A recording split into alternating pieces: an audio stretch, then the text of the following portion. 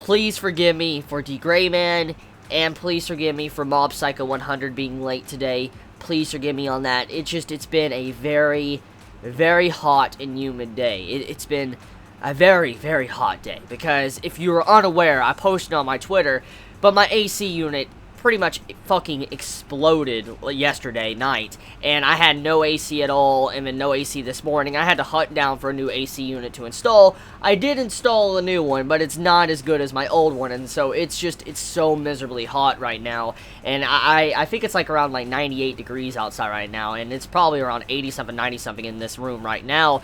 It's been a very hot day. My computer has overheated quite a bit today, and so please forgive me for the delay in these videos. Please, please, please forgive me.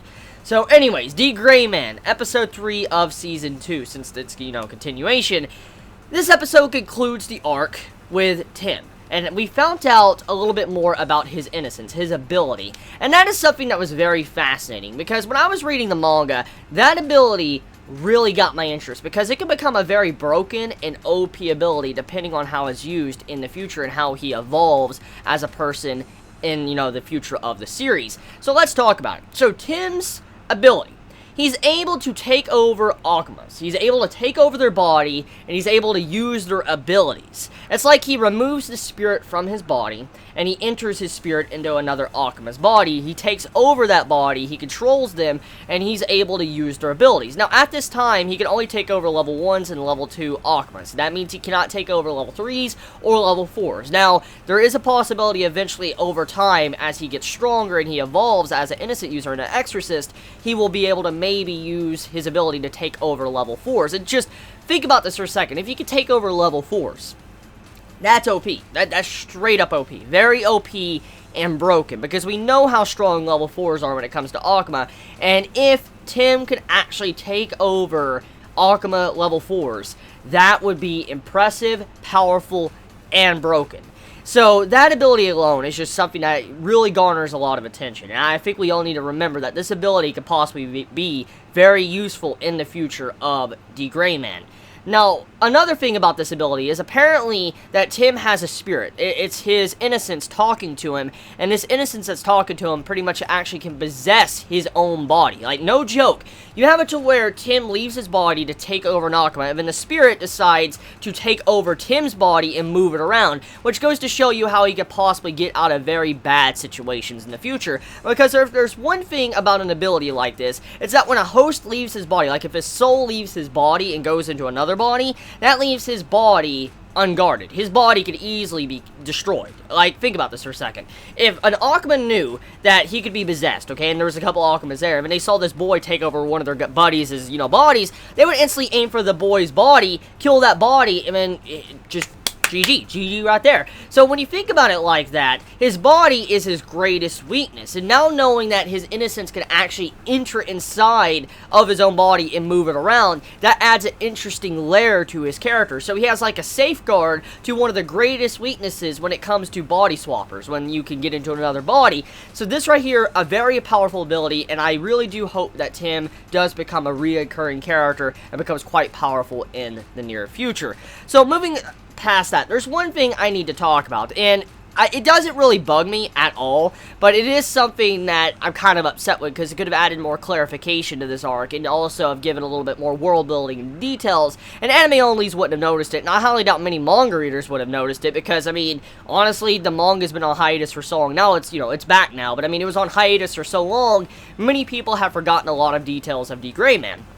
And myself included, even though I read it about a couple months back, about 4 or 5 months ago, it's just such a complicated series. You gotta reread it constantly to understand everything, and thankfully I did kind of reread the scenes a little bit just to make sure if they were rushing or skipping, and there was supposed to be another nun in this arc that was actually evil. Yeah, no joke, there's supposed to be another nun in this arc that was evil, and was actually selling information to the Akumas and Noah. I'm not even joking, yes. You had it to where there was a nun in the orphanage, not the nun we saw that was, crying and having that emotional scene with Tim at the end of the episode, but there was another nun that was actually selling information, giving information about Tim and everything else, and that is how the Akuma even got there in the first place. And that entire detail was kind of, like, cut out of this, arc, and it kind of upsets me a little bit, because this is this might be a precursor to future events to come. Crucial details could possibly be skipped, and it could ruin the series or the impact of some things.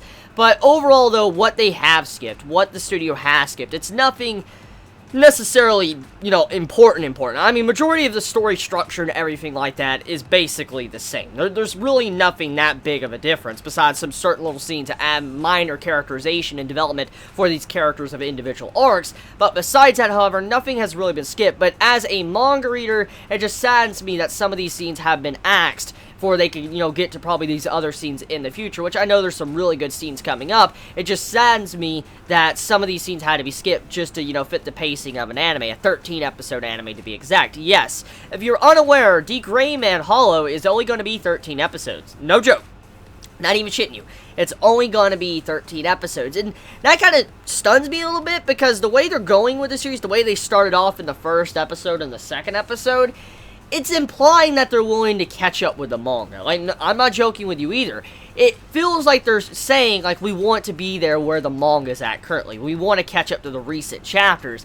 And if so, there's no way in fuck 13 episodes are going to be giving all the details of all these arcs that are to come. Because there's no way. There's just so much information and individual chapters in D.Gray-man. Like, it literally, one chapter in D.Gray-man, like the recent chapters, could easily be an episode. Easily be a fucking episode. I'm not even joking. It's that ridiculous when it comes to some D.Gray-man chapters. So I'm kind of worried about that, I gotta be honest, but overall though, the episode was enjoyable, which there is something I need to talk about, which we get to see something that's been building up for a little bit, and also since the beginning of this new continuation of D.Gray-man. As we know, Alan has a Noah inside of him, the 14th.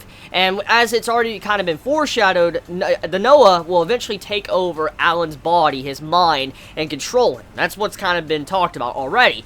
And in the episode, you see it to where Alan gets stabbed by Crown Clown. Crown Clown, he actually stabs himself straight through the level 4. He kills the level 4, and as we know, Crown Clown shouldn't actually be able to hurt him at all. That's kind of how it works. But thanks to him actually having a Noah inside him, we know about this, that's probably what hurt him. And we get to see a brief glimpse, and if you've been paying attention to the story, the plot, and the slow build-up, you kind of already know what is going on in that scene. You see to where someone starts talking, it's like, good morning, and then you see to where the Akuma freaks out, and it's like, Noah, and then, you know, the Akuma dies, level 4. So, that's letting us know that that is the 14th. That the 14th briefly popped up. He woke up at that moment just to say something, and that was like our brief glimpse at him. So, yeah, the Noah has reawakened. He is around, but he is awakening in some way. He is being able to slowly take over Alan's body. Here's the thing, another thing we need to actually factor in.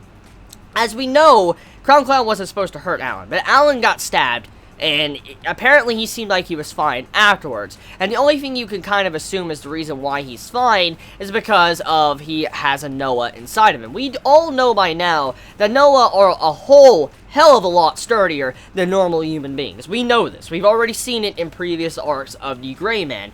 And so thinking about it like that, you know for a fact, even if Alan was to get stabbed by Crown Clown, it doesn't necessarily mean that he should die instantly, even if he has a big gash in him, because he does have a Noah inside of him, which would make his body a little bit stronger than the average human being. So yeah, that's probably how he survived the Sword Slash, for anyone that's kind of asking for clarification. I just wanted to answer your question. So yeah, episode of D.Gray-man Hallow, episode 3, an enjoyable episode. Can't wait to see what's to come in the future. Love you all so much. You have a wonderful day or night wherever you live. Please be safe. Chibi out.